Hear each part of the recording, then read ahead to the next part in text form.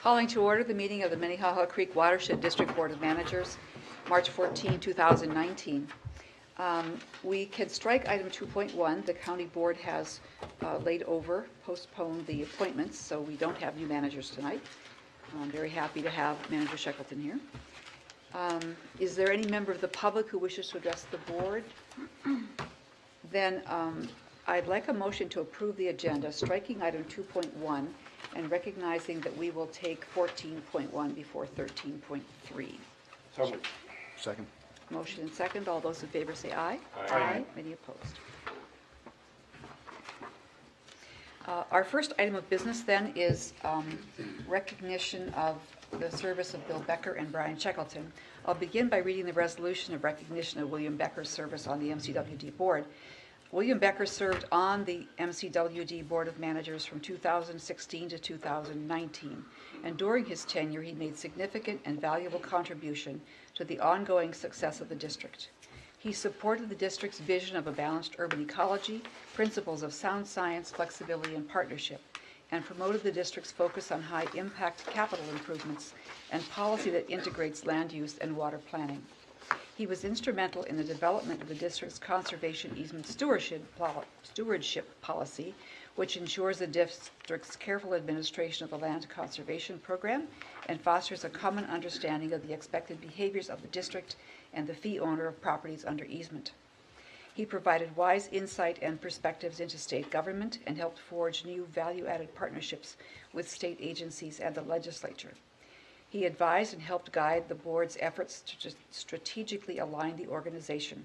He partnered with staff and the Board of Managers to develop a funding strategy that helped secure new sources of funding for 2,488 acres of littoral zone habitat across 14 lakes as part of the district's 6 Mile Creek Halsted Bay Habitat Restoration Program, and his presence and contribution to the organization will be missed by board and staff. Now therefore be it resolved that the MCWD Board of Managers hereby formally acknowledges William Becker's contribution to the organization and expresses its deep gratitude and thanks for his service. May I have a motion to adopt the resolution? Move approval. Thank you, Manager Miller. Is there a second? Second. Manager Olson. Any comments before we vote? Well, first of all, it's a well written and well-deserved resolution, but it should be noted this is the first time we've ever congratulated a leading member of the Board of Managers, just to give an idea of the contribution that the board feels that Bill Becker has made. There's hundreds of people, the TV cameras can't pick it up, but there's hundreds of people here to congratulate him, and there's all kinds of people in the hallway waiting that can't get in either. For weather-related reasons, Manager Becker couldn't be here. It's really a shame. I'd love to have had him here. Those in favor, please say aye. Aye. Any opposed? Thank you. Motion is adopted, or rather, resolution is adopted. Then we will move to, I've lost my place. The resolution 19032, recognition of Brian Shackleton's service on the MCWD board. Brian Shackleton served on the Minnehaha Creek Watershed District Board of Managers from 2007 to 2019. And during his tenure, he contributed greatly to the district's success.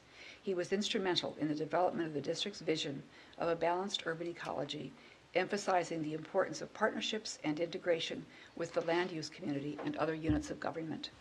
He helped create a vision for and support the implementation of the Minnehaha Creek Greenway in the cities of Hopkins and St. Louis Park that now manages hundreds of acres of regional stormwater in an expanded riparian corridor that connects business, housing, regional trail, and transit along the restored Minnehaha Creek.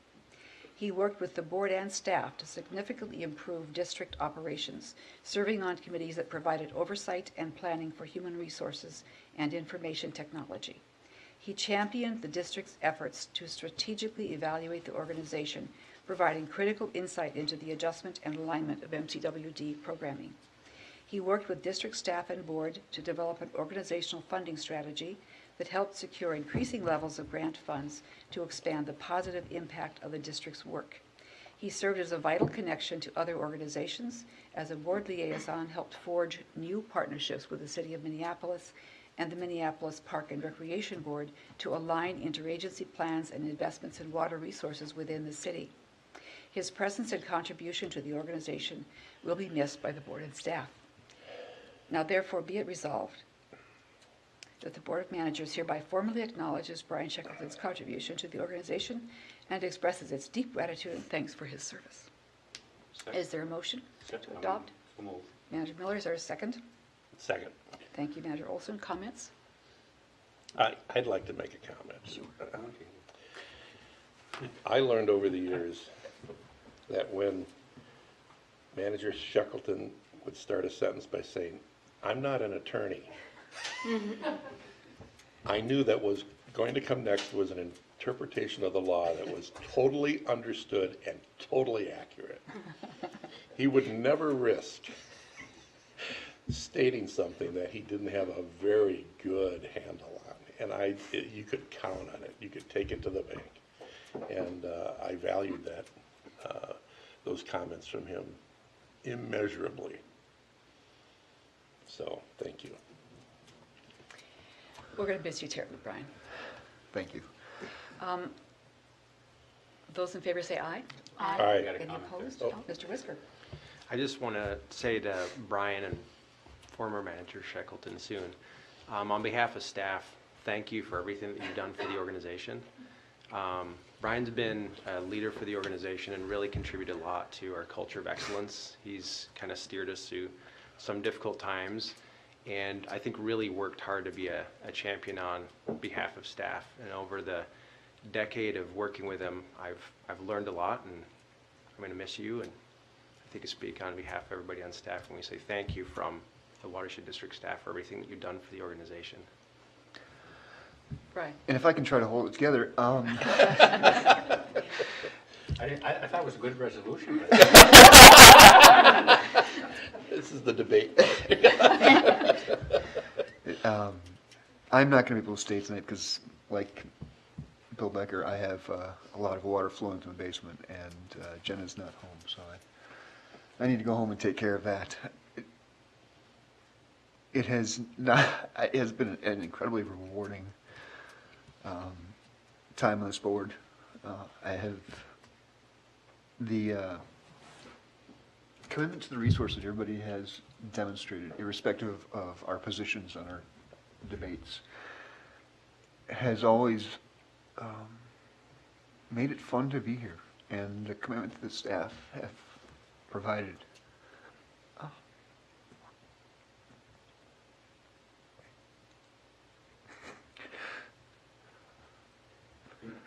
Has always made it easy to do the job, even when the job has not been easy. And so I want to thank you guys, and thank you as well to all of you. It's been fun. I'd like to ask all of us to move out in front of the dais. I know that Ms. Bamani has her camera. And let's get staff in this picture too. I think that would be great to get a group picture. Great. I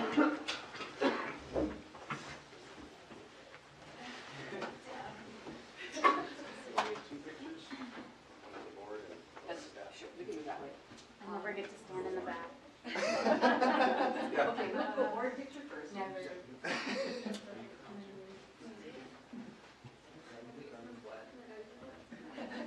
This is a gift on behalf of board and staff.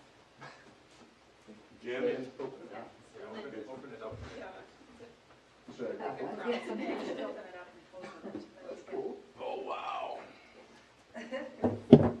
We expect that to be on your mantle.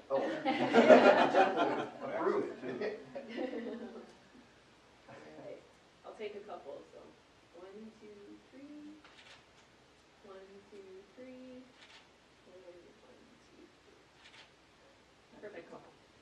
Now, let's get everybody up here.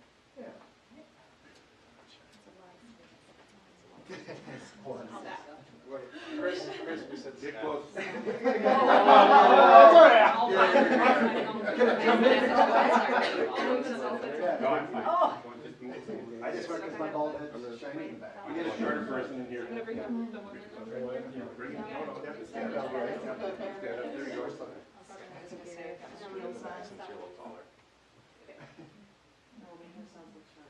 One, two, three. 1, 2, 3, and 1, 2, 3. Perfect. Thank you, guys. Let me see that. Is this the topography? Yeah. No, the actual topography. Yeah, That's really cool. that's amazing. Yeah, it says on the box, it's from the LiDAR data. That's pretty cool. Yeah, it is. That's right. That's gonna do a front somersault, don't it? I'm gonna go.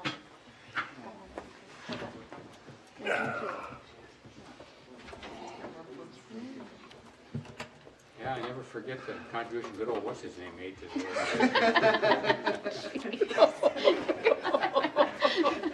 Ever forget. You were there. Good luck with the basement.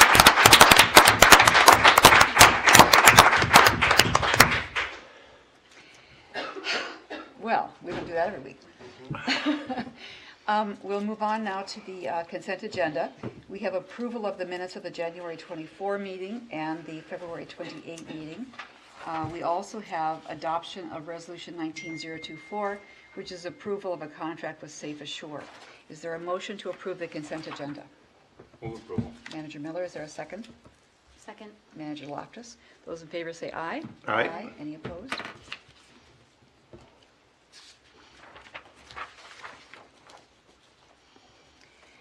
President's report.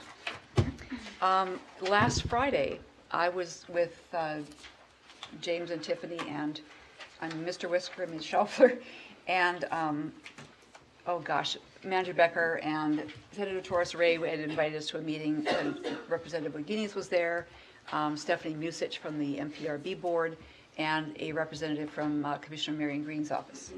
The staff made a great presentation of explaining why, well, I'm going to stop. A really good explanation of the water situation in South Minneapolis, its causes, and the history of how that has been treated over the years, starting with the fact that the district was petitioned into existence to address that South Minneapolis flooding. I'm going to skip any further detail and leave that for the administrator's report, but I would say that it was a very positive outcome in that meeting. Thank everyone who helped. Manager Loftus, Operations and Programs Committee meeting report. Thank you, Madam President. We received, actually all 4 members here were present, but we received 2 good staff reports on the permitting program alignment, where that is and where that's going in the future. And then also got a lot of information and a little discussion on benefits renewal, which will be coming back. Both of those items will be coming back to the Operations Committee in the coming months. So no decisions or recommendations at this time, but good information and good presentations by staff. Thank you. And then Citizens Advisory Committee report, Manager Miller? I was startled attending the Citizens Advisory Committee the first time in I think it's over a year, based on the engagement of the committee now on substantive issues rather than approving those small grants and all the other kinds of things that we assigned to them before. They were in the examining the responsive program and making suggestions, and they were quite critical of the presentation, respectful but critical. They said there was too much corporate speak in the language, that you'd have to be an insider to really understand what they were talking about. They said the audience was directed internally rather than externally. These are they were well thought out comments, and the staff, was, I think, a little taken aback a little bit, but it was, you know, they've been around, the Citizens Advisory Committee, they've been around addressing really issues, and they aren't afraid to express their opinion. They said it isn't even clear what focal and responsive programs are. You know, that is, it's got to be a better term and better definition and better explanation. And so we expect some really good product out of it, out of their hard work. I think the staff appreciated it because it was, you know, they're the audience. I mean, so I really, I think it all began when Manager Becker attended the meeting and says, we got to give them more to do, you know, a couple years ago, and I think, and they've taken that assignment seriously, and some real good product is going to come out of it. They were serving as a really good focal group or sounding board, weren't they? Yeah. They're not, they've not assumed the position of congratulating the staff, but criticizing them, so, which is good. Okay, thank you. Constructive feedback, it sounds Yeah, like. they get the feedback they want. Yeah, yeah. But Criticism is not always negative. The upcoming meeting and event schedule is as printed in the agenda. We'll move to item 12.1, Resolution 19025, authorization to release RFP for Strategic Communications and Engagement Plan. Ms. Mamayak.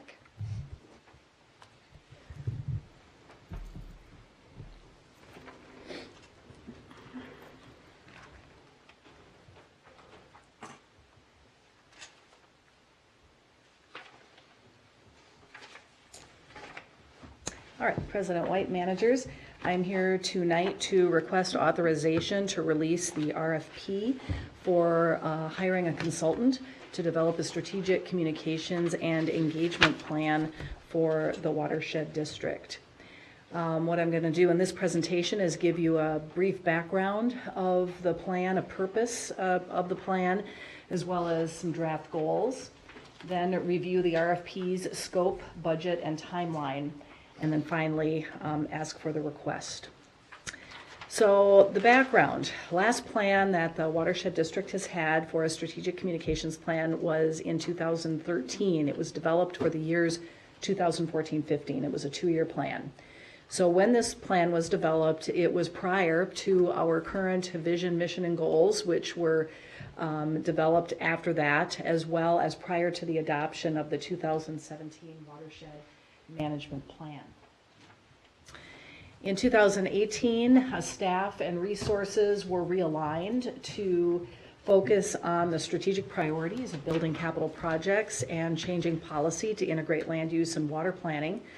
And to do that, project teams have been created, plans have been drafted for outreach and programming and signage for our different projects. But what we're lacking is an organizational plan that'll tie all of these discrete project-related plans together. So kind of a blueprint, if you will. We have budgeted $50,000 in the 2019 communications budget for this plan. And we have collected RFPs and had exploratory conversations with vendors about this process. We also developed draft goals that informed the writing of the RFP. It was vetted through the staff leadership team and program managers, and also was taken to the PPC as well as the CAC. So the purpose of a strategic communications and engagement plan is it provides a roadmap for effective outreach to target audiences to successfully implement the district's strategic priorities. This is a roadmap for staff to do outreach, and it's beyond traditional communications of website, which is important, of course, and social media and the traditional communications tools, but it also includes engagement work that all of our staff are going to be doing, giving presentations, having meetings one-on-one, doing programming and placemaking at our project sites. All of that will be incorporated into this plan.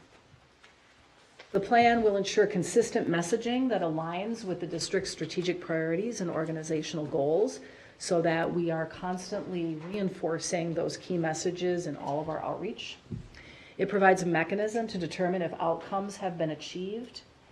So there's an evaluation component that will help us evaluate whether we're on track or not.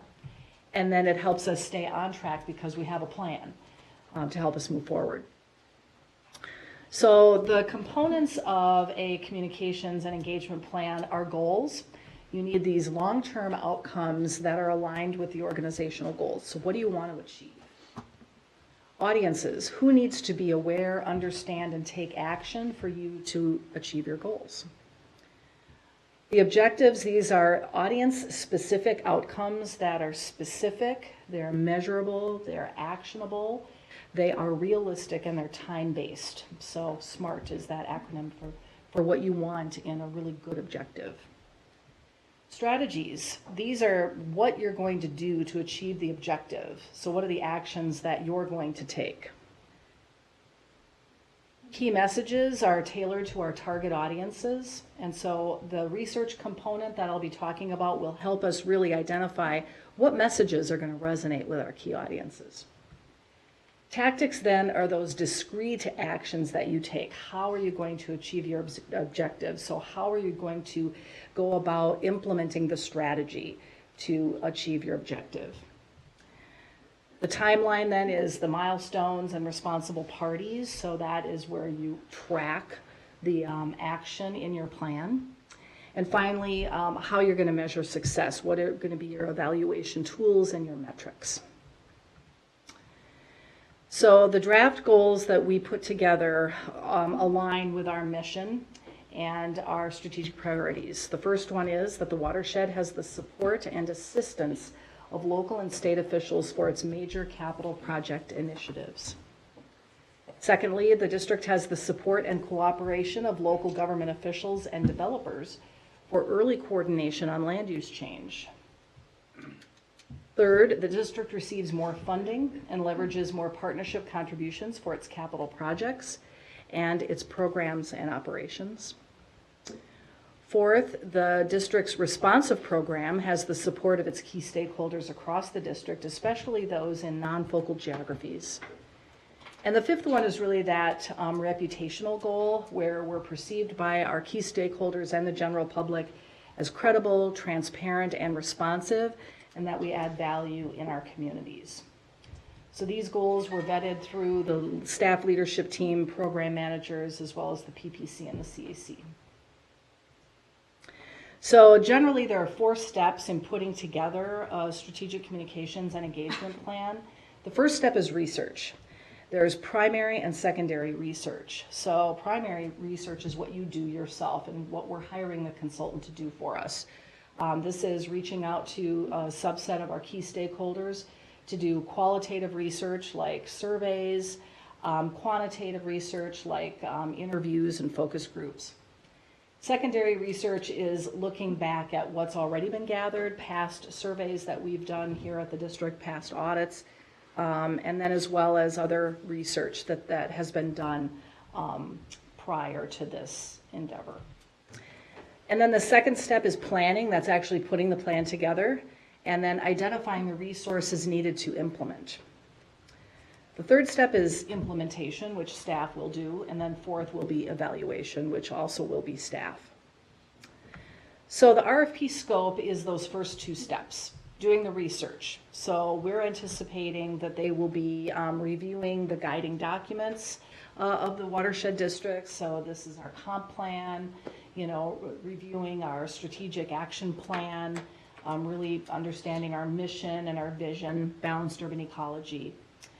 Also reviewing past audits of the district stakeholders. So the last audit was done in 2013 for our last strategic communications plan. So there's a lot of good information in there.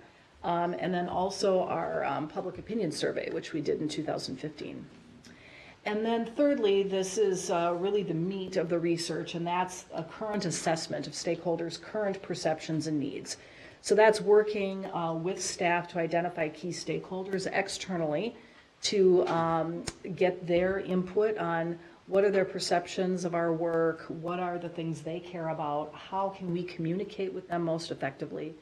But then also internal stakeholders. So we will be working to get the perceptions of the board as well as the CAC. So this will be an internal and external process. And then the planning piece is the second part of the scope. And this is refining the goals and audiences that we've come up with, because what we find out in the research may change a little bit, what we think our goals are and what our target audiences are.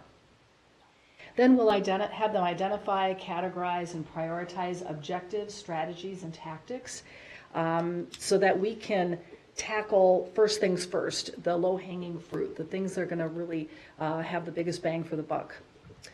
Thirdly, identifying the resource needs to implement. We've made it very clear in the RFP that this is going to be implemented with district funds, and they need to be mindful of costs, and that will be a key component of the work. And thirdly, the budget. The budget, as I explained before, is not to exceed $50,000. This number came about through the conversations that we've had with vendors, as well as past work that has been done for the district, creating plans like this. So roles, who's on the team? So the communications team, myself, and communications coordinator Sarah Bamani. The staff leadership team will play a key role in the development of this plan throughout the development. And then the board liaisons. I must point out that the PPC expressed desire to have liaisons appointed to this process, but that still has not been done, so we have time to do that after we release the RFP. But that is something that we are going to need to determine who is going to be in that role. And then the check-in points, we're going to be checking in. Of course, the liaisons will have an active role, and the PPC as well as the CAC. And as I explained earlier, the research phase will incorporate both the board and the CAC as well. So the timeline is as follows. So tonight we're asking for permission to authorize the release of the RFP. If that is authorized, we will release it tomorrow on March 15th, and there will be a 3-week response period. Typically for strategic communications plans, the time is usually a 2 weeks, so 3 weeks should be a generous amount of time for them to respond. And then on April 12th would be a following Friday, we would give recommendations for interviews to the liaisons. So we'd have a week to do the review of the submissions and to come up with a recommendation for who we'd like to bring in to talk to. And then we do interviews on April 17th and or 18th. And then bring the selection and a contract for approval to the board on April 25th at the meeting at that time. The plan timeline, we would hit the ground running, May 1, maybe even right after, board approval in April, depending on the availability of the consultant. But we'll have a full 3 months to do the research phase, which is sufficient time for us to work iteratively with them to identify who we want to interview, what the questionnaire should look like, and so forth. And the report is due no later than August 9th. So we'll have an actual audit, physical, written report. What are the perceptions and what are some recommendations that they have for us. Then August through November is the planning stage. So that's another 3-month period where they put together a plan and work iteratively with the staff team and to review and provide guidance, and the liaisons will have a role there as well. And then November to December, that's where we go to the PPC, the CAC, and then the board for final adoption on December 19th. So that's the timeline, and we're looking to have it ready for implementation January of 2020. So we're requesting that you authorize that we release the Strategic Communications and Engagement Plan, RFP, so we can get a consultant on board to help us with this plan. Thank you. Is there a motion to adopt the resolution? Move it. Manager Miller, is there a second? Second. Manager Olson, are there questions for Ms. Mamayak? Those in favor say aye. Aye. Any opposed? Thank you. Okay, thank you. And I guess you get to stay there because the next resolution, 19026, is authorization to release the RFP for the website redesign, and Ms. Bamani also.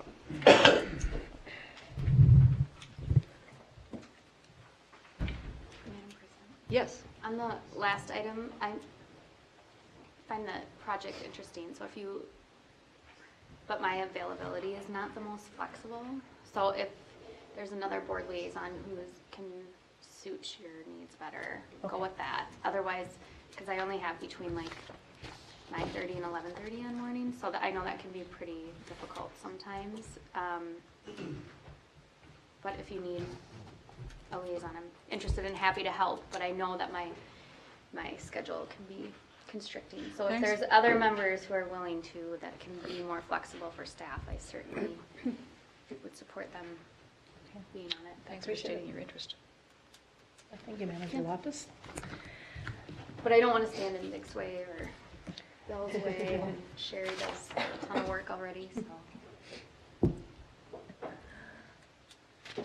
All right, so President White, managers, the website redesign RFP is before you tonight. We are requesting that the board authorize the release of this RFP for website redesign consultant, and I'm here with Communications Coordinator Sarah Bomani with this presentation. So we will jointly go through the following outline. We'll do a quick review of the purpose and the background of the website redesign, the goals, the RFP scope, budget, and timeline, and then the request for authorization. So the purpose of the website redesign is that our website is kind of old. The last website redesign was in 2011, which is quite a long time ago. That's 8 years, which is really a long time in website, terminology and just technology has changed so much. And we have, some catching up to do with the website. Since then, we have a new watershed management plan with new strategic priorities that can be communicated, I think, much more effectively with a new website. There have been advancements in website design and mobility. That's pretty much the norm now. It's not just a nice to have, it's a must have to be mobilely responsive. And ours is not. Currently, the website that you get on your phone is the same you see on your desktop, your computer. And it's very difficult to navigate on a small screen. So being mobily friendly would be much more easy to see on smaller screens and easier to navigate. Accessibility for those with limited function like vision is definitely something that we are working on and is a priority with a new website. We're doing as much as we can to retrofit the existing website, but the new one would be compliant with accessibility standards. And then design and functionalities, integrating videos, making, the visuals really pop on the website, and just different interactive features that currently we're not able to use. And this will be coordinated with the IT plan as well as the strategic communications plan. So we're bringing on, the plan is to bring on a website redesign consultant concurrently with the VCIO, so that the IT plan is developed in concert and coordination with the website vendor, so that whatever is recommended for data management is consistent with a website redesign. And then it's also dovetailing nicely with the strategic communications plan, because the research that we're going to be doing with our stakeholders internally and externally will help inform the content and really the structure of how we arrange the material on the website. So some background for you. We did a lot of work to prepare for the RFP. We reviewed the current website analytics to see, what are the most popular pages, what are people looking for, what are people's needs. We identified target audiences by looking at those analytics. We identified some must-have and nice-to-have features. What do we absolutely have to have, and what are some things that are maybe some options down the road?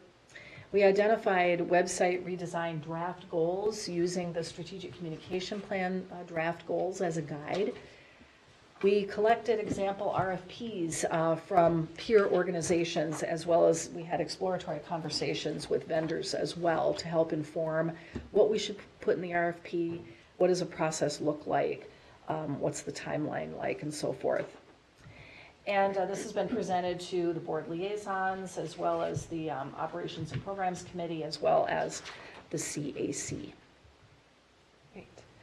So, as a tool of the strategic communications plan, the redesigned website will help meet the organization's strategic goals by using a visually appealing design to tell concise and compelling stories about our work and our focus areas. Structuring content in an intuitive way so that it's easy for our target audiences and really anybody from anywhere in the watershed to easily find whatever they came to our website to find. Improving accessibility and transparency of publicly accessible data. This will save staff time responding to data requests and help us meet required accessibility standards. Incorporating interactive customer service features like online permit applications and interactive maps. Improving back-end administration, which will save staff time when updating the website and keeping it functional. And then lastly, facilitating community engagement around our projects. So the website redesign is a two-phase process. So it's going to begin with phase 1 in 2019, and then the actual website build is going to be phase 2, and that'll happen in 2020. So phase 1 has three elements to its work, I guess. One of the main things that we want the website contractor to be doing in phase 1 is coordinating with the IT consultant, like Telly mentioned. So as the IT consultant is identifying systems or software to implement for our organizational IT upgrade, we want to make sure if those systems need to push any data to the website that it can easily integrate with the redesigned website. So we're anticipating that that coordination is going to be about 5 hours per month.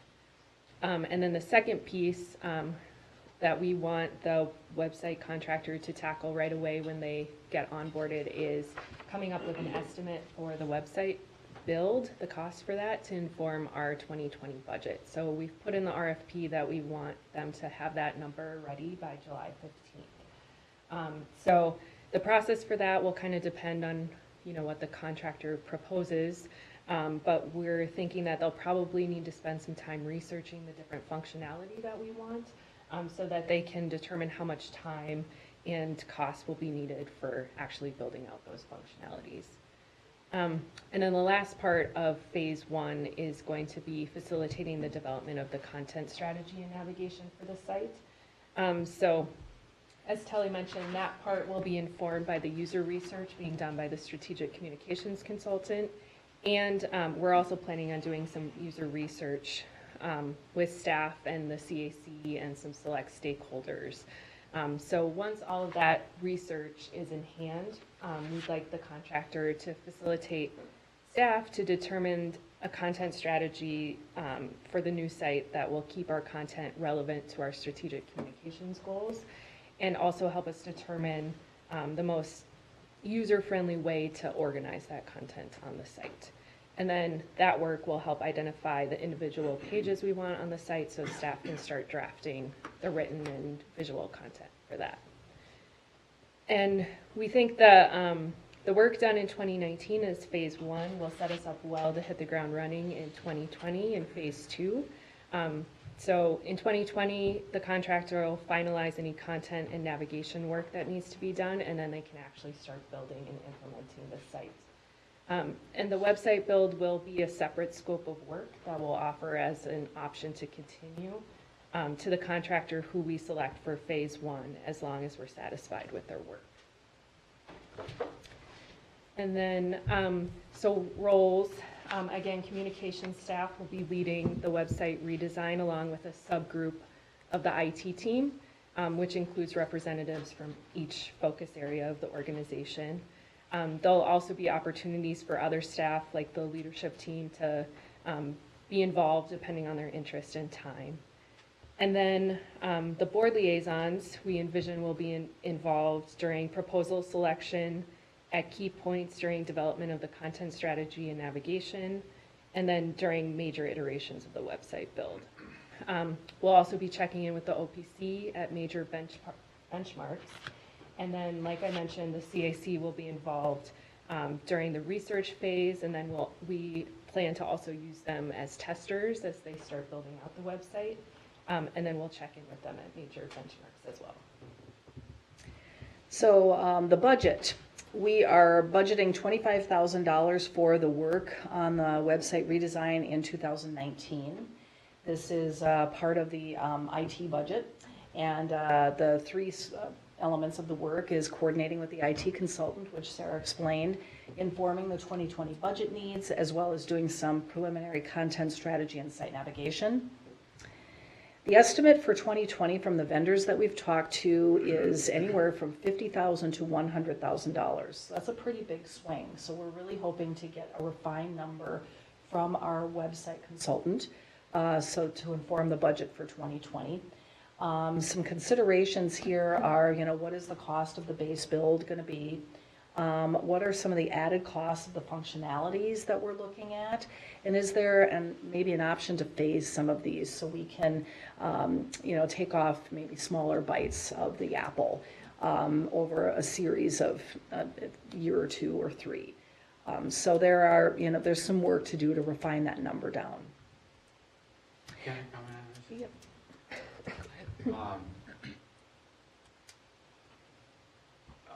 I don't think that we should do a bunch of phasing in of the thing. There's nothing that gets more used than the internet now. I mean, people, and if you got a really responsive and informative website,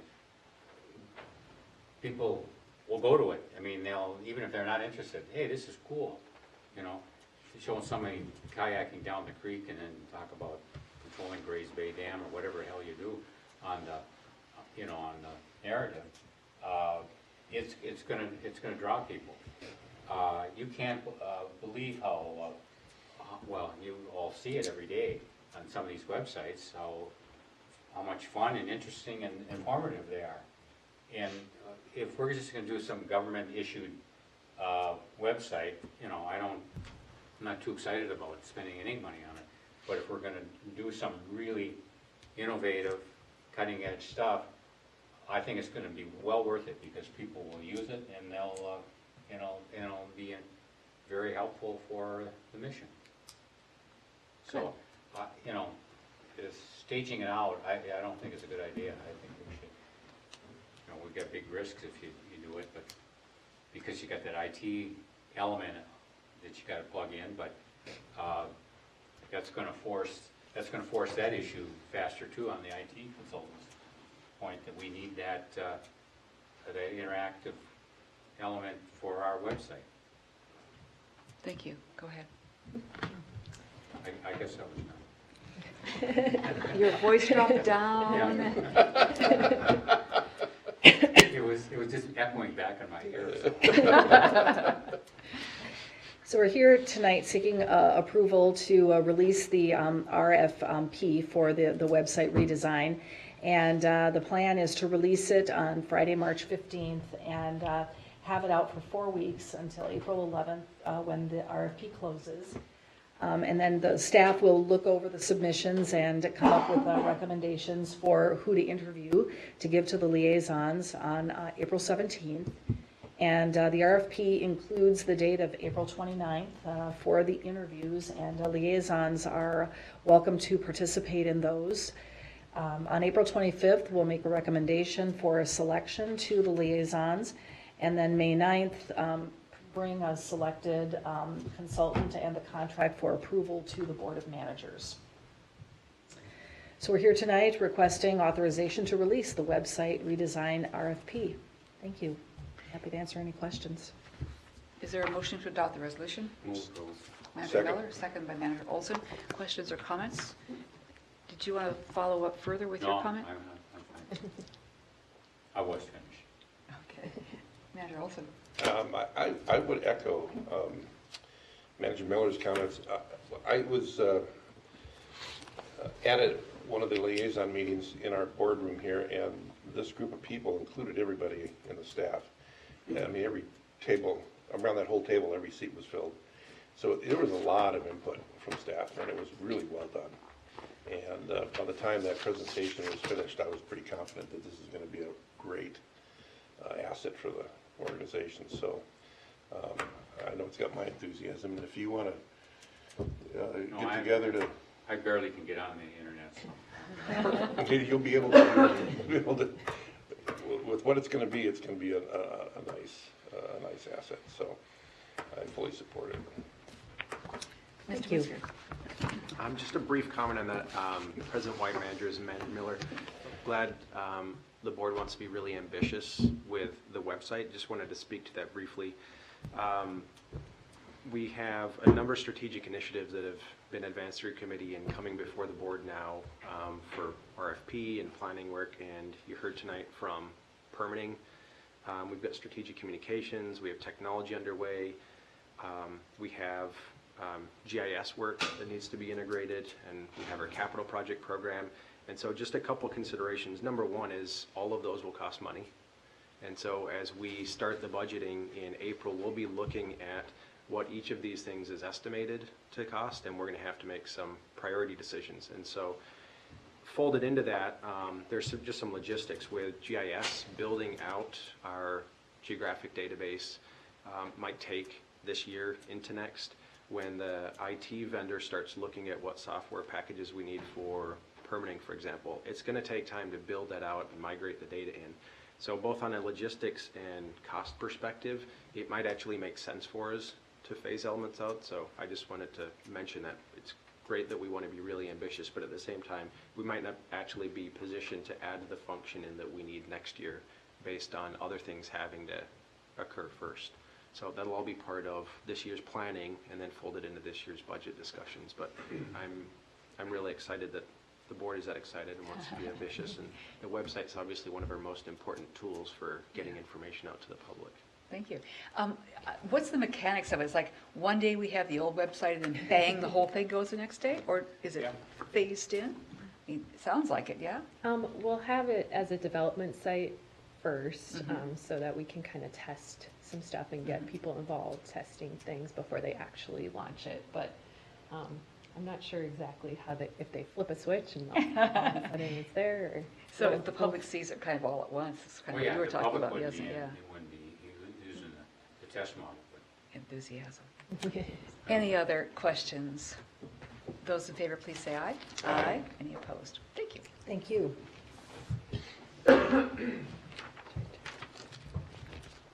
Resolution I could just 19-020. see, the kayak going down with James in it, talking about. You're going to be designing content for us, I can tell. Well, I think this could be. No, it is. Fun. Yep. And I'm eager for the mapping part too. Mr. Heyman, you have Resolution 19-027. Good evening, Madam Chair, managers. Before you this evening, we're seeking approval of Resolution 19027 for funding to send 3 staff members to the 2019 National American Planning Association Conference in San Francisco, California. Starting in 2012, the district began participating or increasing our participation in the state and regional American Planning Association efforts, really to sort of expand our professional development initiatives focused on sort of the multidisciplinary efforts that we were experiencing in the Greenway, such as economic development and parks and open space, transportation, things of that nature.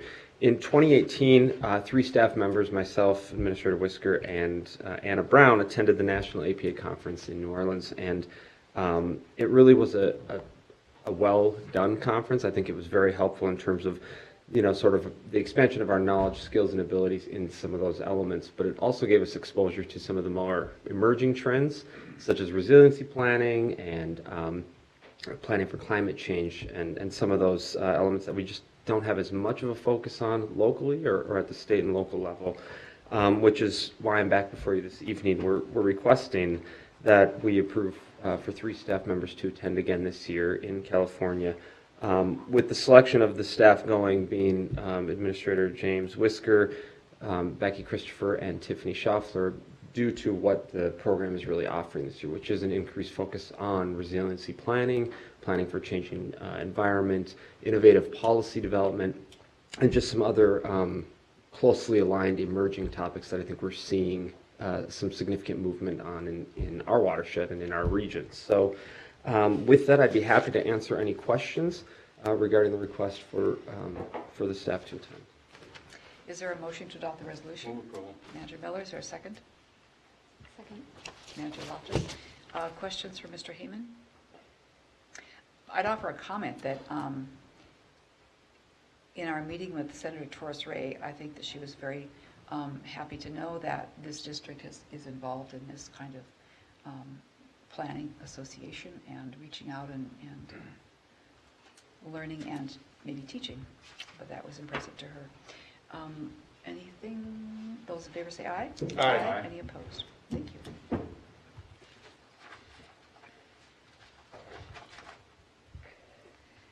Now we have item, let's see, Resolution 19028, temporary easement conveyance. Mr. Heyman. Good evening, Madam Chair and managers. Before you this evening, seeking authorization to convey a temporary easement on the district's 325 Lake Road parcel to the Metropolitan Council for construction activities associated with the construction of the Southwest Light Rail Transit line. The proposed easement has actually been in development since about 2016 and has changed significantly from that time, from what was a more substantial permanent easement being requested at that time on our parcel to the present-day temporary easement for construction activities, mainly due to the ongoing conversations we've been having with the Metropolitan Council about, and Three Rivers Park District really, with the Cedar Regional Trail, about how we could potentially move the lift station and start to tighten things up and avoid as much impact as possible on that parcel while keeping it within the Hennepin County Regional Rail Authority area. You may recall from the Southwest Light Rail permit that Blake Road is actually a grade separated tunnel that will go under for the Cedar Regional, and with that they need a lift, a pump that will be placed in proximity to that to get the stormwater out and into the swale that will run next to the line.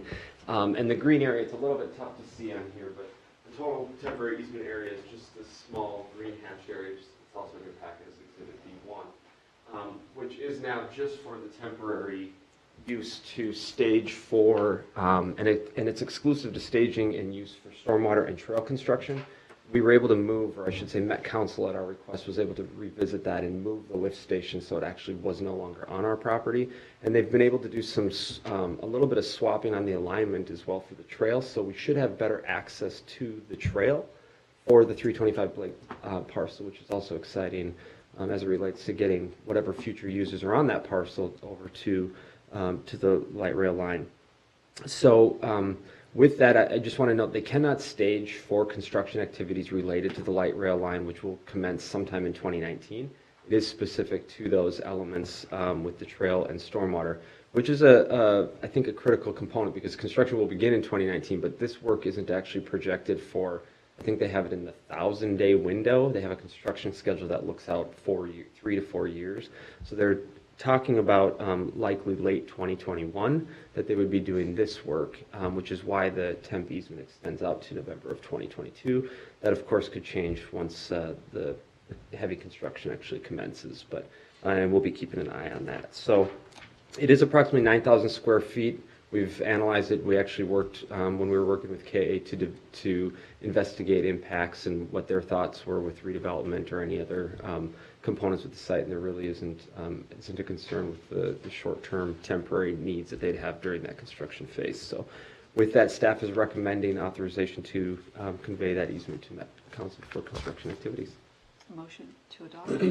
Manager Olson, is there a second? Manager Miller? Go ahead. Our aggregate piles aren't in their way, are they? They're not. I thought they were kind of close. Manager Olson, managers, the aggregate piles on that triangle portion of the site are actually Eureka's.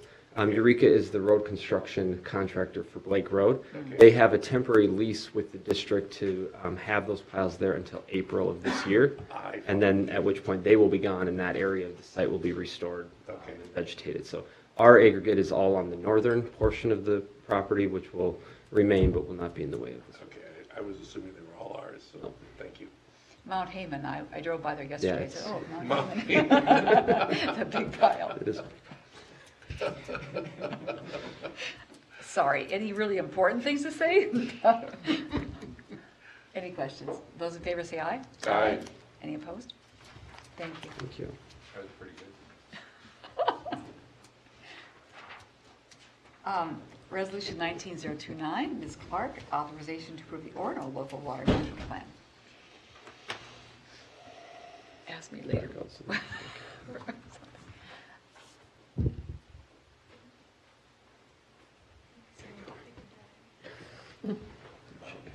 That is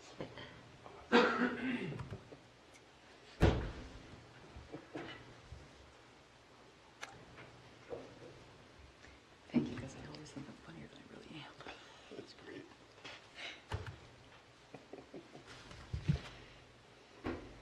President White, Board of Managers, before you is request for approval of the City of Orono Local Water Management Plan.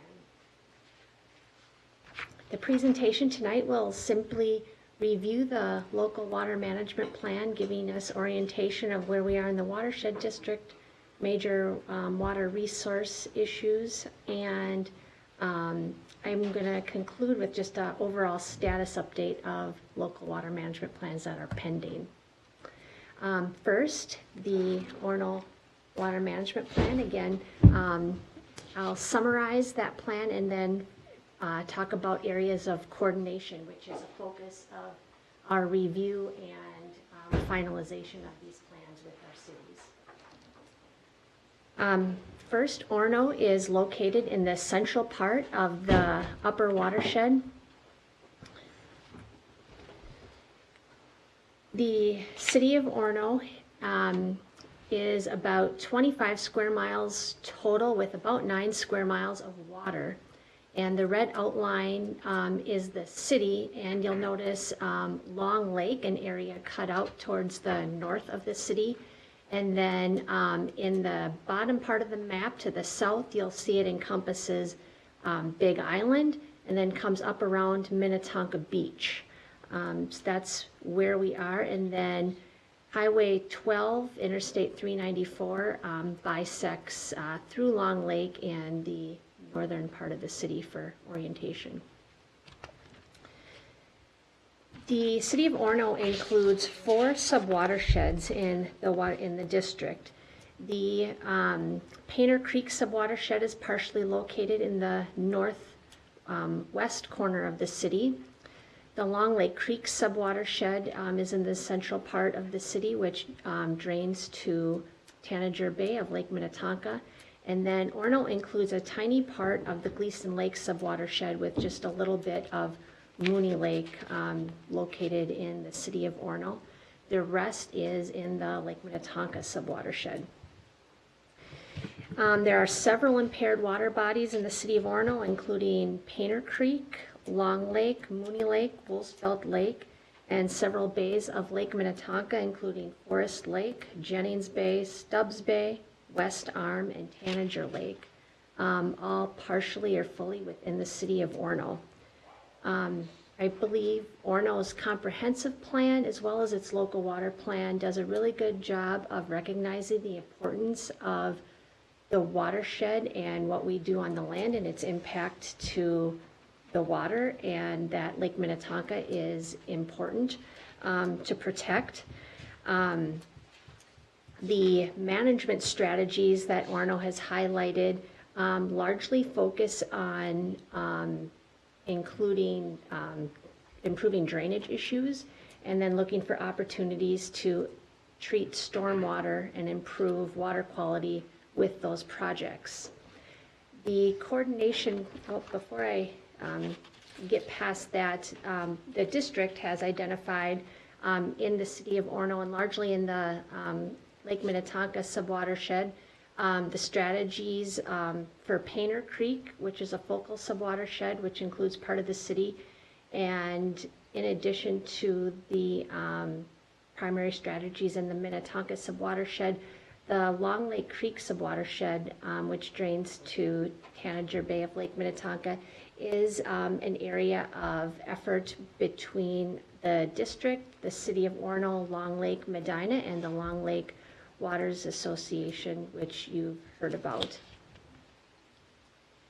In discussing the implementation priorities with the city of Orono, the coordination plan reflects and flags an area to jointly consider and examine how the city approaches local drainage improvements. We've encouraged a more comprehensive look at how Orono looks at those improvements in terms of upstream, downstream impacts, and how infill development and upstream, downstream impacts are affected as a result of those land use changes. So those points of coordination are identified in the coordination plan, as well as our ongoing coordination on Big Island Park management, and then the Long Lake Creek Subwatershed Partnership. The district will continue to implement its regulatory rules as well as the Wetland Conservation Act in the city of Orono. The staff recommendation is approval of Orono's local water management plan. Thank you. Is there a motion to adopt the resolution? So moved. Second. Any questions for Ms. Clark? Those in favor say aye. Aye. Any opposed? Thank you.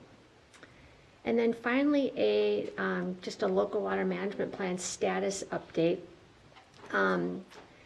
There are 13 plans that remain to be approved this year. Based on kind of the status of completeness, I've mapped out how I think that will shake out over the next couple of months, with about 5 plans in each April and May. We've got all plans submitted except for Long Lake. I learned about a month ago that Long Lake has hired a consultant. It was a council-driven initiative till that time. So they've got a consultant engineer on board and working on it, so I'm confident that that will come in over the coming months, but the timing of that's a bit uncertain. Wyzetta's was the last to be received prior, and that was mid-January. Otherwise, all the other plans are kind of in the second round of revisions and getting closer to completion. Manager Olson. I have a question. If you look at the Orono city boundary up at Long Lake, there is a peninsula there. There's a little bump where adjacent to Birch's Restaurant. The cemetery? Is that what it is, the cemetery? Just west of Birch's is the cemetery. And it goes around the cemetery, so that puts the cemetery outside of Orono. It's in Orono. It's in Orono? Birches is in Long Lake.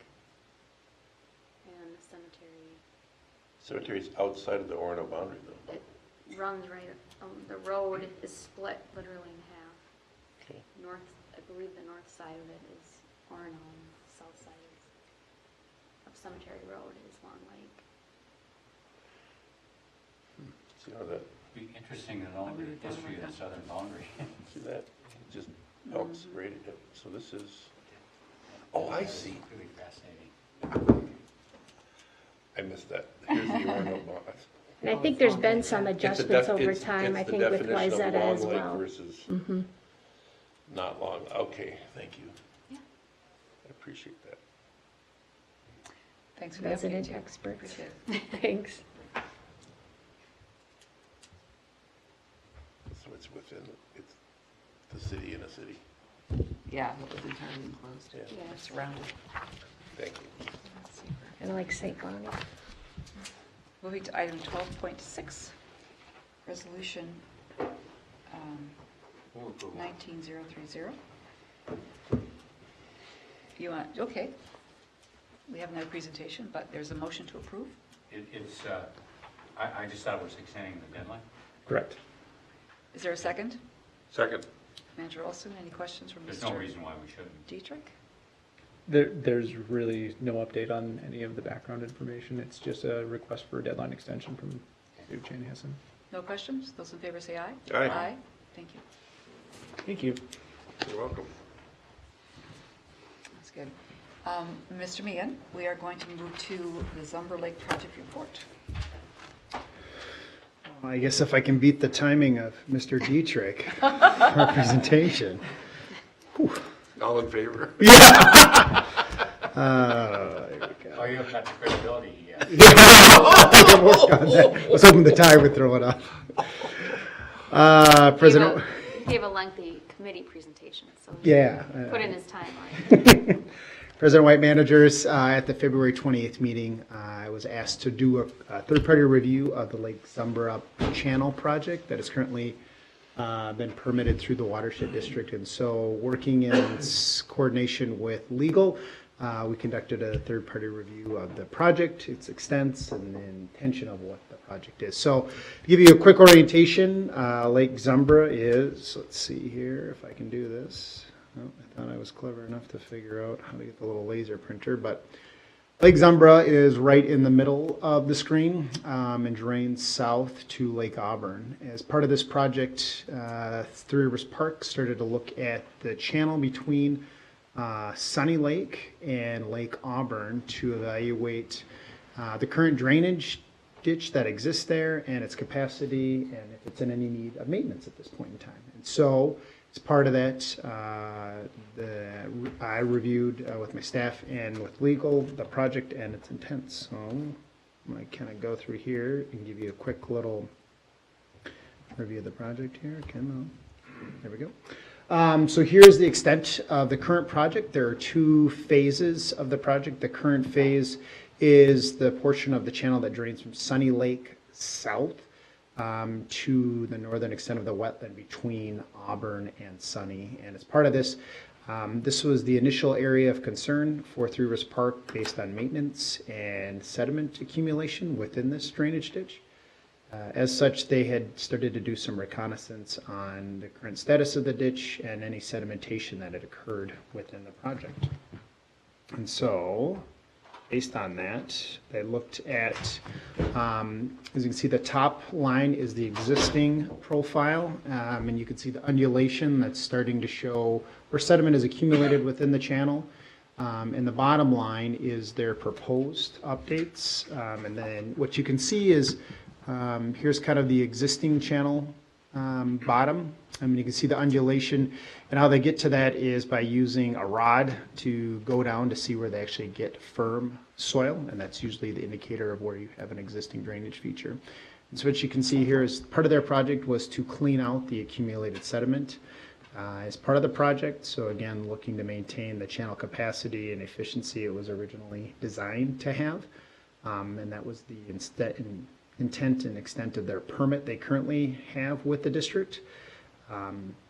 So with that, we evaluated looking at the capacity of the channel to make sure that there weren't additional waters getting pushed downstream or there wasn't going to be exacerbated flooding conditions.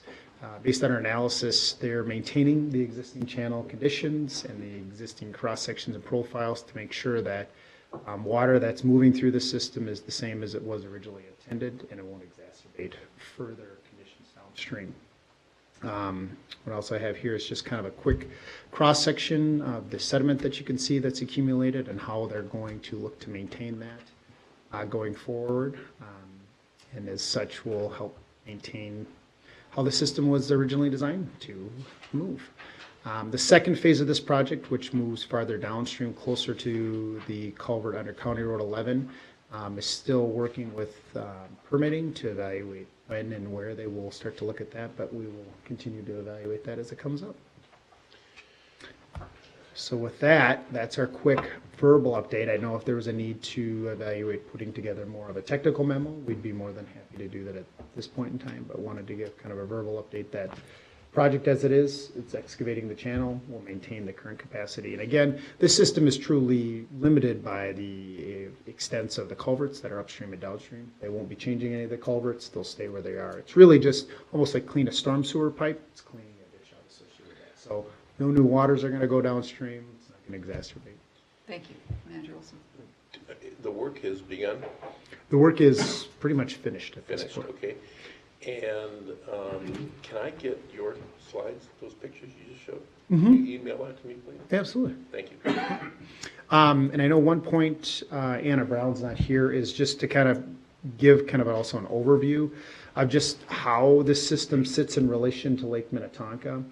What I wanted to do here is this is if you look from Zumbra down to Lake Minnetonka, so Zumbra is on your left-hand side. If you move downstream down to Lake Minnetonka, which is on your right-hand side, I apologize, the text is a little bad. But what you can see is that maintaining drainage efficiency in here between Zumbra, Sunny, the wetland, and East and West Auburn, which are all located on your left-hand side, there isn't a lot of drop as far as water area for water to move with just elevation drop. But what you can see is that there's a significant difference in elevation between these systems and then once you get down to Lunston and Parley, which are more in line with Lake Minnetonka. So the ability to keep drainage efficiently working within the system is critical given how much elevation they have to work with in there. And being aware of how water moves downstream is also important. We see how technical you are. What it's a percent test. of the water going into Lake Minnetonka is represented by that outflow from Zumbro? It's probably close to 10 to 15%. I mean, there's upstream of Auburn is the majority of the 6 Mile watershed. So it's a very small portion within 6 Mile. If you start to look at it from Painter Creek as well as what comes into Lake Minnetonka, it's even smaller, probably 2 to 5%. Okay, thank you. Can I ask a clarification? Zumbro I think his question is, Zumbro by itself, what would drain through there and eventually reach Minnetonka is extremely small. Yes, very small in comparison to the whole watershed that gets down through that system. Right. What percent of the flow from 6 Mile is represented by the contribution from Zumbro? Yeah, and that's where it's a 10% type number. 10% of that number.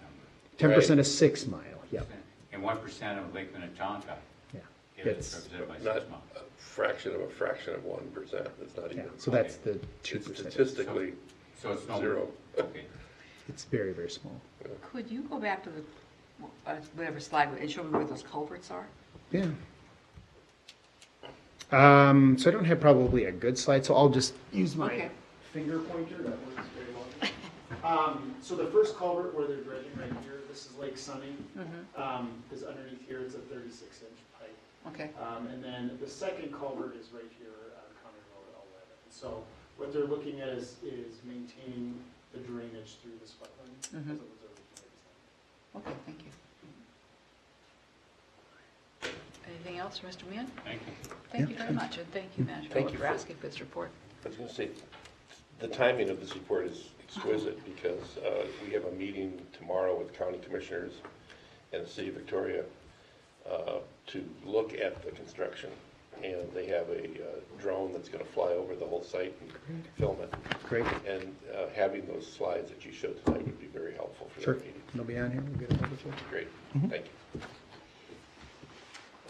Thank you very much, Mr. Meehan. Item James has 13.2, Mr. Whisker. Just to mention, President White, managers, the board had also, as part of their motion, asked for a legal analysis, and just wanted to point out that you'll get that at a subsequent meeting. Legal counsel had difficulty making it tonight. Ms. Schaufler, we have a spring flooding potential briefing.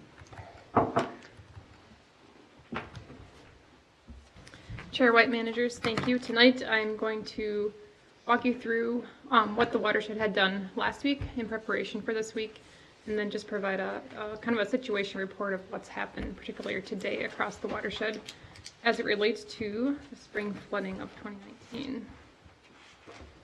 All right.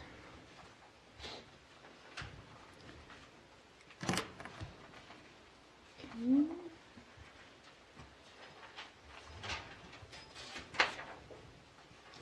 Bear with me. That's not on my screen. Okay. That doesn't look good. I didn't do it. Chris. It like won't let me.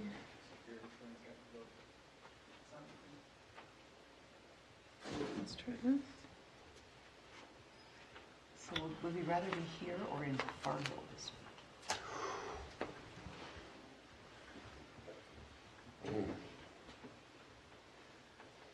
Okay. Sorry about that. So just an outline, I'm just going to go through current situation report, talk about the district's role, what we've done internally to coordinate, what we're doing externally with outside agencies or communities, and then I'll end with talking about what happened today on the creek, and then what we're proposing to do with Grays Bay Dam and next steps. So the 2019 National Weather Service Outlook, essentially, if you're looking for anything to help induce spring flooding, we have it. We had a really wet fall leading into freeze up, so the soil moisture is high. We have a really deep frost depth because of the polar vortex that we had. So frost depth is 2 to 4 feet deep across the entire state. And then we have a really heavy snowpack. So, and not only heavy snowpack, but a high water content. So the water content that's in there is currently in kind of that top 20% of historical records. So with all that combined, the last kind of thing to add into the recipe for spring flooding was rain. And then this week, obviously, we threw that in the mix. So we met with the Weather Service and Hennepin County Emergency Management this past Monday, and that was well timed as we got a very personal briefing on what they were predicting for this week. So they're predicting that 1 to 2 inches. Fortunately, that got scaled back to closer to 1 inch, and then they were predicting of that inch of rain, it would actually take about another inch of water content out of the snow. So you're talking about 2 to 2.5 inches of water on the landscape. And this is another helpful tool. So this is an interactive map that helps show what the water content is of the snow. So currently we're sitting in that 2 to 4 inches, mostly across our watershed. There are a few pockets of 4 to 6 inches of water content in the snow. So the good news is after the rain subsides tonight, next week is dry, and the temperatures look to be above freezing during the day, but below freezing at night, so kind of that perfect melting scenario. So we're hoping we see a lot of our streams and creeks begin to see some relief this weekend, and then we'll reevaluate where things are at on Monday. So now I'm going to transition into just talking about the district's coordination internally and externally, and just wanted to note that, as the board may recall, in 2014, after that flood of record, we aggregated all the information and lessons learned from the 2014, and that really has provided a really solid foundation to help inform what our response is this spring. So we've identified in there how the departments should interact, who should be doing what, and how to do it. The learning curve this spring is, the difference in 2014 was we didn't have snow, we didn't have ice, those sorts of things. So that's a little bit of a learning curve, but certainly aggregating data as that comes in right now to inform our future spring response. So internally, as you're maybe aware through email updates, we've run a couple of snow melt scenarios. We've created an interactive map showing how the flood risk relates to the 100-year elevations. We're gathering facts and resources and pushing those out to our communities. We're monitoring water flow and lake elevations, and then also out in full force inspecting critical infrastructure around the district to make sure there's no ice jams or flow problems. Externally, pretty much coordinating daily with the Weather Service, understanding what's happening in the short term and then what they're looking out for the next couple of weeks. Hennepin County Emergency Management, just broadly able to use them as a resource countywide to understand all the moving pieces, and then pushing out emails and communications to all 29 of our communities, so targeting emails to Public Works, emergency responders, engineering, and then city managers or administrators.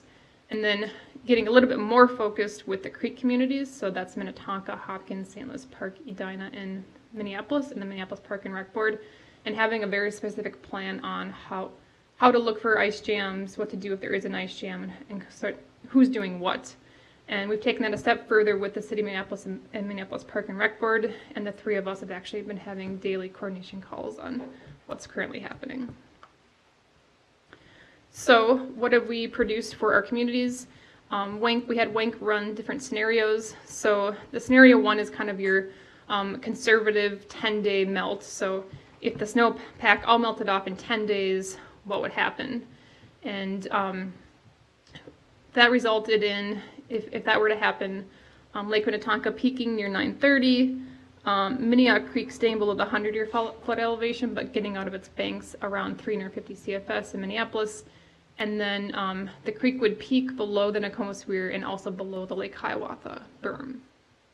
Scenario 2 was specific for this week, so taking that information that the National Weather Service provided on Monday and actually running a very refined model. So we're able to put that in, and that gave us a little bit more of a peak in Minneapolis. So they're predicting around 400 CFS, and then the creek peaking a little bit higher. And this is just the interactive map that our new GIS technician, Alex Steele, put together. And this was really appreciated by a lot of our communities because as we learn, trying to interpret FEMA maps apparently is a steep learning curve. So having an interactive map, many communities that offered that, they were very appreciative of that. So now I'm going to jump into just what happened. Can we just go back to Yeah. that area below Lake Harriet? That's almost all public lands, isn't it? Or it shows the flood? Manager Miller, a majority of it is. It's Lyndhurst Park, but there is quite a bit that is private citizens' homes. And the blue is the 100-year. The yellow orange is that 500-year floodplain. Thank you. So today, what is Minnehaha Creek doing? This is a picture this morning from Minnehaha Preserve. So you can see it's pretty bank full around the St. Louis Park area. And then working with USGS, so technically there's still a lot of ice on the creek, so they're not showing it graphically, but they are providing measurements. And I just checked the one at 7 o'clock, and it was pushing near 300 CFS down by Hiawatha. And we think that's probably not a completely accurate reading because we know the creek is out of its banks in most of the places in Minneapolis, and generally when the creek's out of its banks, it's pushing like 350, 400. So the ice, I think, is causing problems for a lot of the readings. The term frazzle ice is when the water is going over the ice. Is the water going over the ice right now? It is in some spots. So I'll have some next pictures, Manager Olson, to help that effect. So thankfully, we were coordinating early this week with all of our creek communities because we did have 4 ice jams today. And I'm huge thanks to the City of Minneapolis Public Works staff getting out there and proactively removing those. The one at Xerxes Avenue was one I just found out about right before the board meeting, so we alerted, technically that's in Edina, so we alerted staff to that, working with Hennepin County Emergency Management. So I don't have a full update on that yet, but that was flagged for that city. And here's what some of those looked like. So the top left was kind of the bigger one today by 11th Avenue. And then the bottom right isn't an ice jam, but just a general picture of what we're seeing. So in some places, to Manager Olson's point, water's flowing over the ice. In some places it's flowing under. In some places it's flowing around. In some places it's a lot of ice. So it's pretty different depending where you're at on the creek. The Nokomis Weirs, so this is a picture today from Park Board staff. The creek is right now higher than the weir, and unfortunately there must be some sort of leak problem, but water was actually flowing into the lake, so Park Board staff's going to have to reevaluate those stop logs. I know that's something that we always track closely when we do have high water. And I'm going to end with just talking about Lake Minnetonka and Grays Bay. So here's a current graph of our USGS gauge, so you can see the lake significantly jumped over the past few days. It's risen almost 3 inches over the past week. We successfully were able to install aeration equipment today at the dam and get it tested. And a big thank you to Tonka Bay Marina staff for helping supply that equipment. So everything's ready to go. We're just waiting for the DNR to issue the permit, which we anticipate getting Monday. So if everything's a go, we'll just plug them in and then get things aerating. And last year, it took around 4 days to get the dam open. I'm anticipating it'll take less this year because last time we had a lot of electrical problems. So, and we've gotten it kind of fine-tuned from last year. So I think in a couple days we could have that ice opened up and operational. But we'll have to see what the creek conditions are before we decide if we would like to actually open the dam officially, because we don't want to add to or exacerbate already an ice-choked creek. So we'll certainly keep the board apprised of decisions made next week to that effect. Thank you. So just Who makes the call on when the dam opens? I mean, so we can point to James or you, or we got to blame somebody. you can blame me. We try to use the sophistication of the Weather Service predictions, our real-time gauging that the USGS provides not only in Lake Minnetonka but in Minnehaha Creek, and then also the Hennepin County Emergency Management has weather stations across the watershed. So taking all that data and helping it feed into each other to make the best informed decisions. decision of how to Both alleviate. science and art.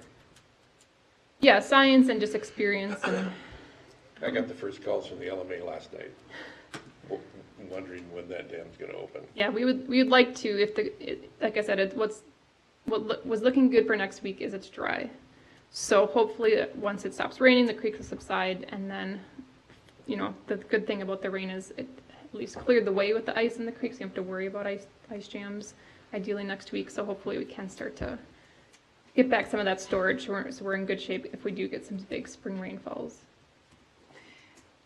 Do you get updates on how deep the ground is frozen also?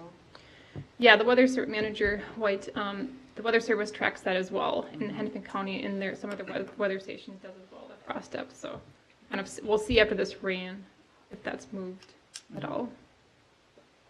So as for next steps, we're just going to reassess conditions on Monday and make the decision then if we want to run additional monitoring. If things seem to be kind of evening out, we'll just make the call to see if it's worth kind of seeing how the week might play out, or if we can just kind of keep pushing out those conservative assumptions. And then we'll keep pushing out weekly updates to our communities, at least weekly. This week we pushed out a couple of them. And then the last thing there is getting the dam operational. If it weren't for the ice, it wouldn't be any much concern, right? Yeah, Manager Miller, right? Yeah, the main concern is, in the unknown this week was, what will the ice do? How will it back up water? What kind of concern might it cause? But the fact that they're already clearing ice, where they lifted all the bridges, over the years, and being wider and all that. But the fact that they're already clearing it is really, they're responding quickly. Right. They were driving up and down the last 2 days. The city was going up and down the whole creek and looking for those ice jams. Yeah, the Minneapolis Park and Rec Board staff and City of Minneapolis staff have been a huge help the last few days. Right. Just all their extra set of eyes on everything, so we could kind of more focus on the upper watershed in response to just tracking things. So yeah, they've been great and helpful. Team partner. So that's what I have for tonight. I can take any other questions. Otherwise, just keep looking for email updates and checking the website and see where we go. And hopefully next week things settle down. Good. Thanks very much. Thank you. Could you make sure that the board gets a copy of that presentation Yeah. so they can field questions? You bet. Then we'll go to Administrator's report.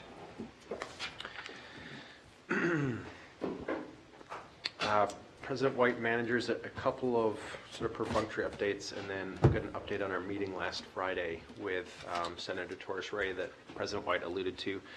We did have leadership team, Kathy Reynolds, myself, met with Redpath today, do the audit exit interview. So the audit will be presented to executive committee and then for the board for review and acceptance on March 28th. Looks to be a clean audit, no substantive issues, so that's good news. Couple of presentations we've been invited to. We'll be presenting at the Sensible Land Use Coalition in April, and so that'd be a good venue for us to get our message out to the development community and municipalities regarding the pivoting of our permitting program and just how we work with communities and our land use partners. And then similarly, we got a call this week from the Minneapolis Real Estate Journal. They run an annual conference, and they've got 200-300 people showing up, and they're running a series of panels on commercial real estate, residential, and then there'll be municipalities showing up talking about regulatory and entitlement processes from cities. And we've been invited to talk about our business model, which I think is another great venue for us to get our message out.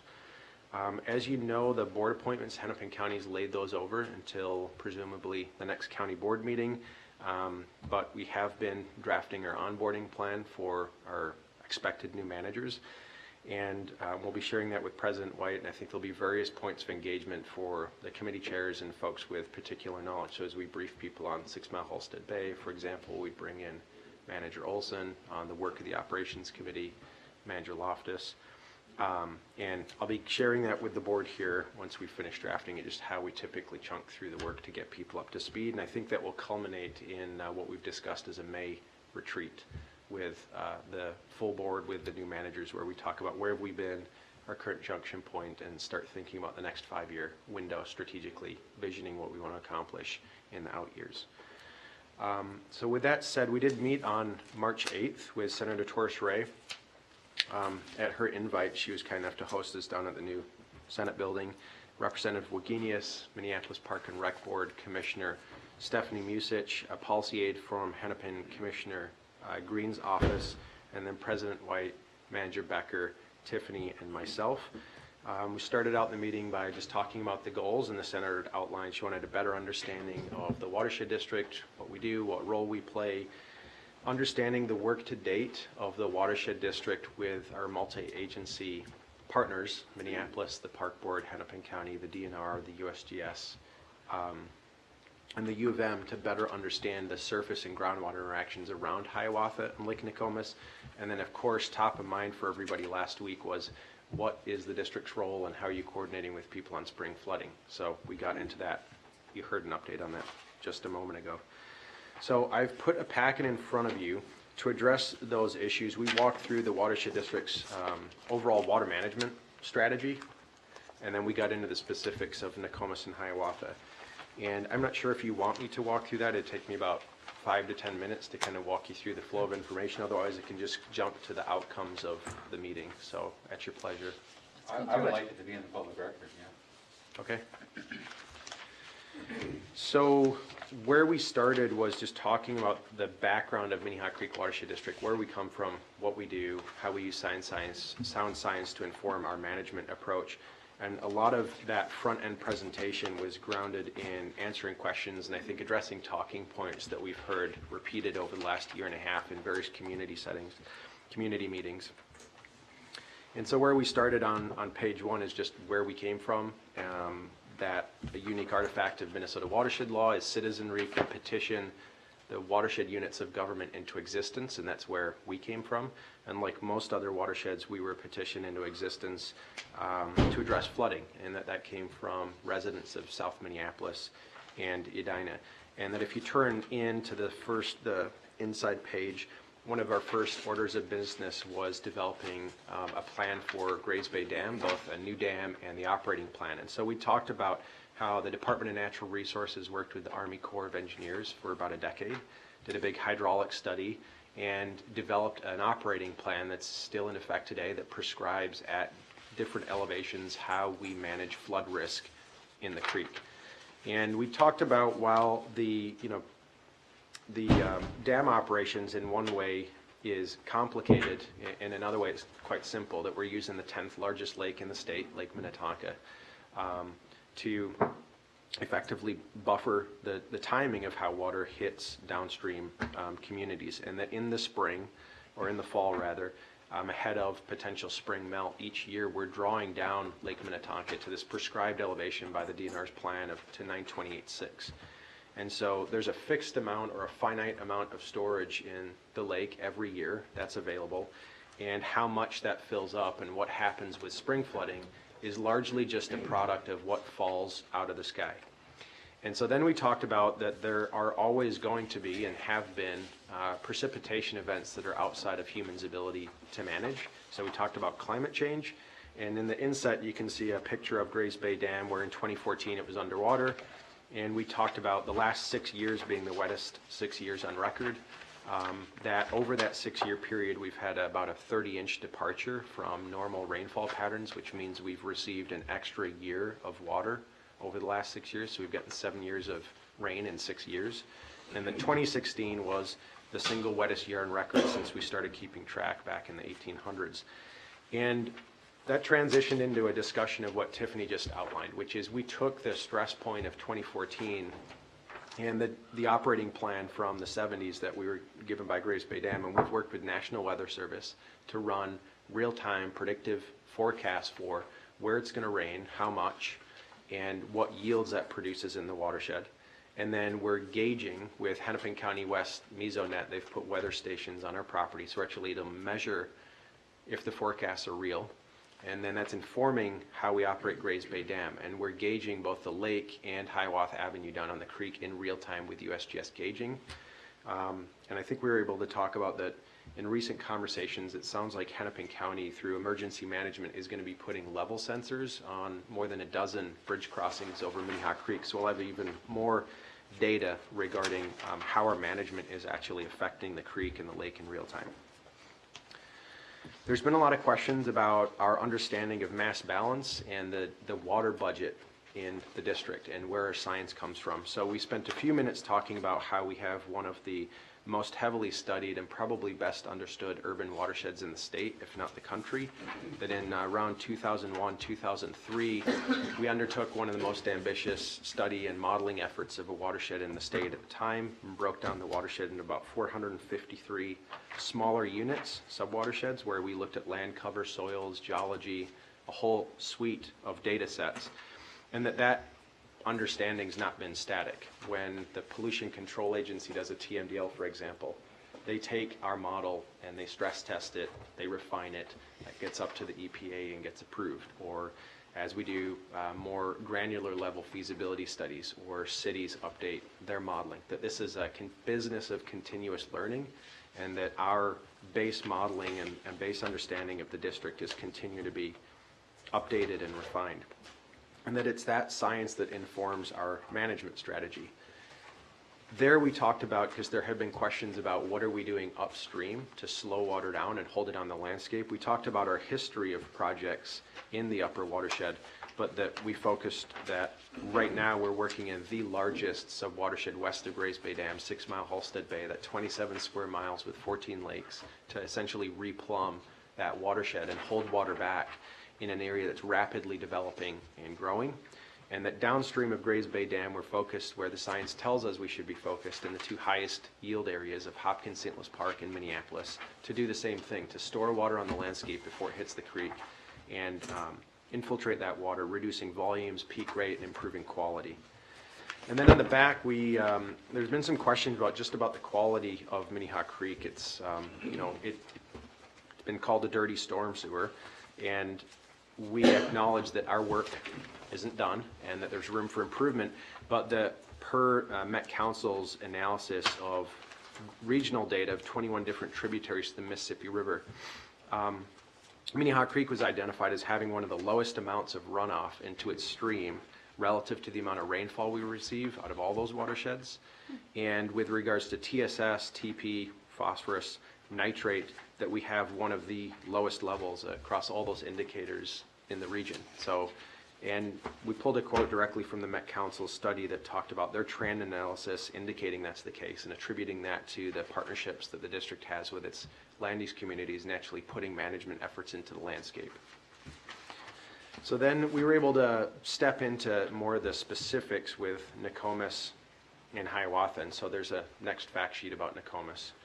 And if you open that up, we'll turn to that in a minute. But we started with Hiawatha, and these issues we talked about, because of their proximal nature to the creek, have been combined and conflated. But these aerial pictures were great. We looked at Hiawatha aerial imagery from 1929, before the golf course existed. And what we pointed out was that you can see surface water in the wetland areas adjacent to the lake are the exact same level as the lake, that you have this big meandering creek system, and then if you go to the next picture where the golf course has been built, that the entire west side of the lake has been filled, the entire north side of the lake's been filled, the east side of the lake's been filled, and a swimming beach and a road's been put in, and the creek's been relocated and the wetlands are gone. And really all that happened is we put dirt over all that water. And so it's no surprise that we still have water in that area. It's just below the fill. And helping us out there to kind of translate those aerials into sort of a cross-sectional understanding, we provided these drawings that showed the center Representative Wagenius, that the golf course, in fact, is a couple of feet below the lake itself. And so this isn't in the floodplain where floodwaters come up and recede. It's actually underwater. And I think the best analogy that we've got out there is New Orleans, which is below sea level, and nobody down there seems surprised that there's water problems. And the only thing separating the lake from inundating the golf course is this berm that's been put in.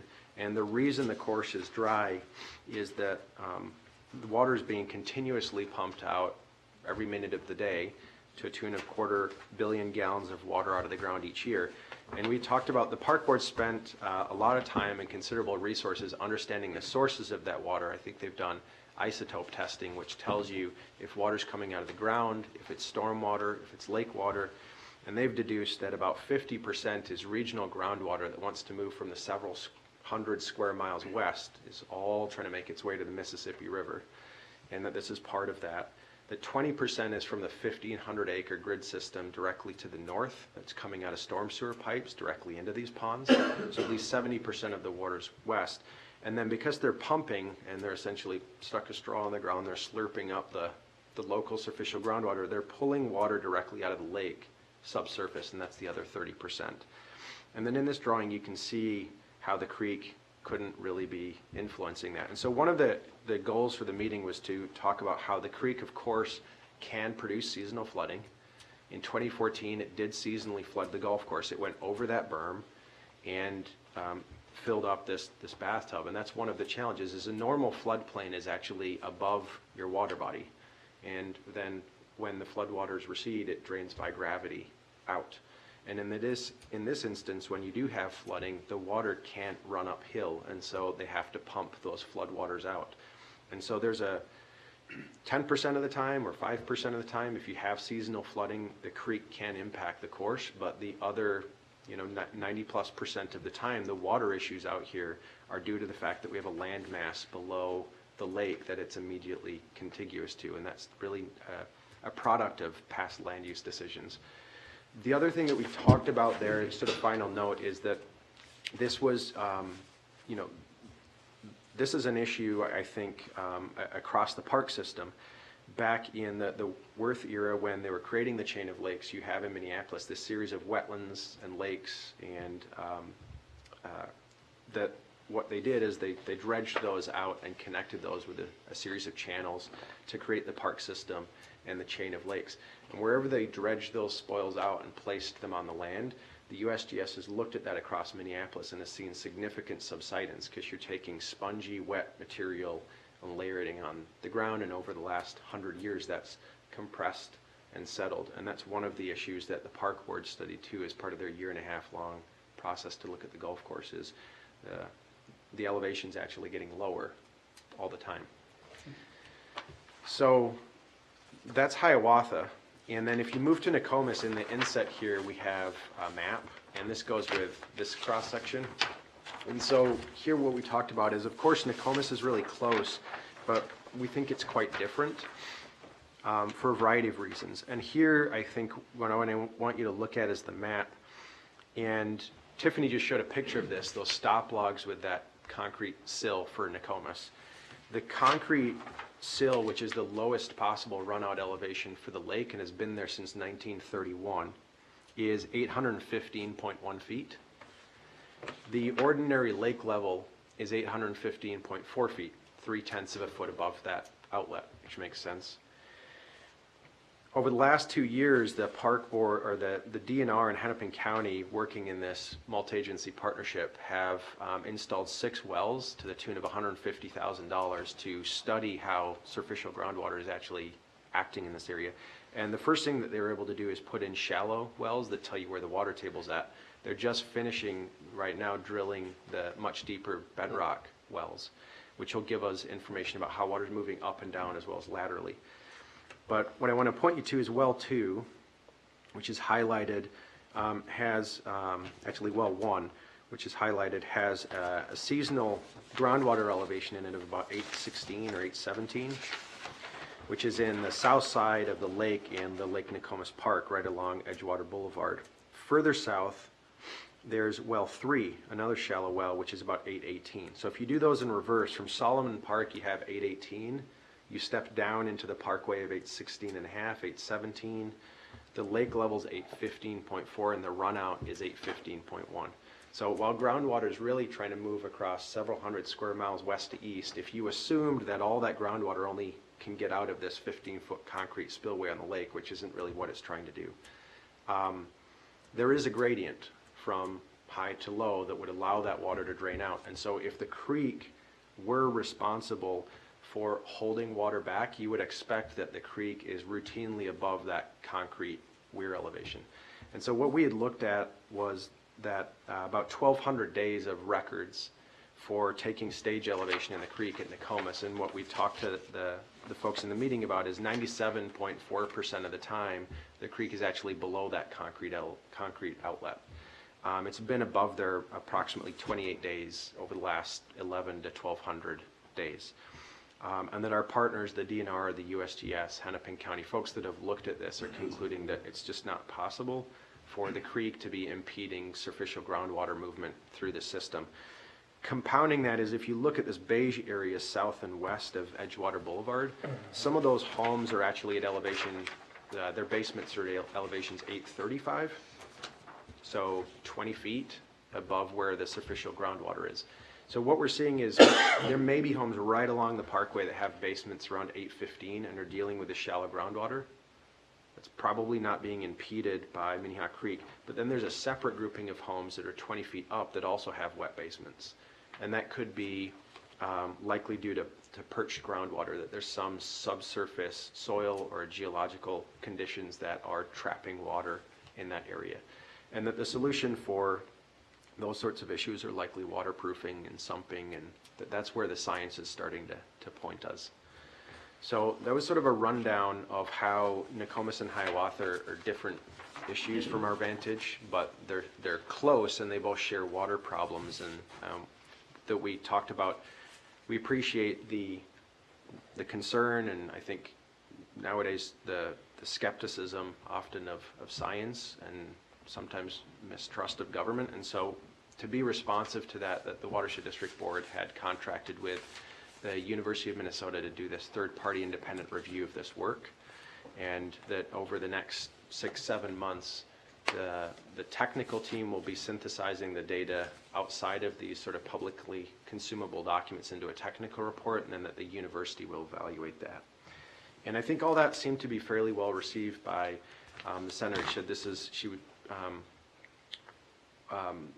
was glad to have us there. I think she'd wanted both us and her to be maybe, in hindsight, more proactive on making this connection and sharing this information, because she thought this was the first time it had been explained so clearly. And I think generally where she had wanted to go with this is to help us organize either a town hall or a hearing and invite all of those partners together and help get this message out to her constituents. She had said that this is one of the, out of all the issues in her district, this is the one that she's hearing the most about, the most frequently. So it was very important to her to have us as a partner and providing this sound science in a digestible way and trying to get that out to her constituents.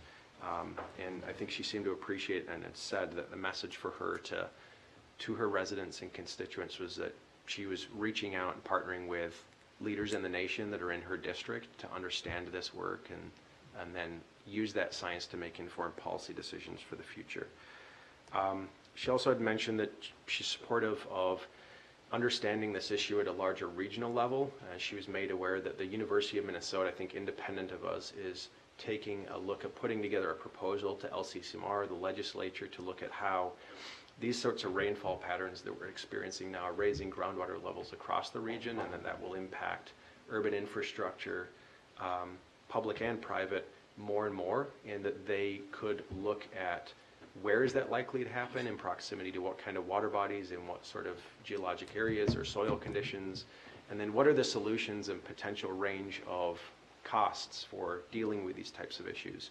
And she said that's exactly the type of work that the legislature need to be taking a closer look at and funding, and that she wanted to engage the University of Minnesota and understand more about their proposal.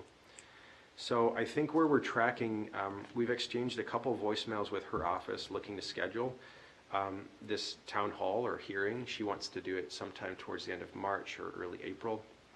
So we're working with her on that, and I think want to partner with her and add value and make sure that she can help us get this information out in a manner that her constituents can receive. And then on a parallel track, we've been working with Joel Carlson, who is connected with Senator Rood that chairs the Senate Environment Natural Resource Policy Committee. And similar but related, getting our message out about how proactively we're addressing spring flooding and the unique model that we have in partnership with National Weather Service, USGS, and Hennepin County. And I think that's scheduled for March 25th, if I'm right. And so there'll be two opportunities to kind of talk about the Watershed District's management strategy and water issues as it relates to the creek down at the legislature in the next month or so. Question. Are there practices to relieve the perched water buildup that may only happen every few years, but nevertheless does happen?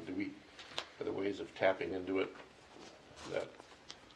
And also, there are ways, it's not very typical, they try to do it on a very local scale, but you can do some French drains, you could do a pump system where you have some sort of sand filtration system that they can pump, but usually they try to just get the local drainage and pull it up. Okay. Senator Torres-Ray also said that she would be very much in favor of adaptation, funding from the state, a bill for adaptation, and that she would give her support to that. This is a great way to help people understand what the situation is, especially with the streets highlighted in that. Right. Yeah, we'll be, is nice because you get into those situations, you're able to test some of how you're packaging or messaging the science. I think the cross sections really resonated with people, and of course the maps. And I think what we're working on now is taking these static images and that outline, that storyboard, and turning that into a video so the message is canned and can be shared by our partners. It's really interesting because, I knew pieces of this, most of it, but to have it put together in this logical way, and then to have these wonderful graphs were just wonderful. That really told the story. Yeah, it was a good team effort between research and monitoring and Tiffany, communications staff, everybody to pull that together. So it's good work. Thank you. Thanks for the report. Okay. Then we will move to item 13.3. And I would like to have a motion to go into closed session Second. for a matter that is attorney-client privilege. Those in favor say aye. Aye. Any opposed? Thanks, Tiffany. Without an attorney.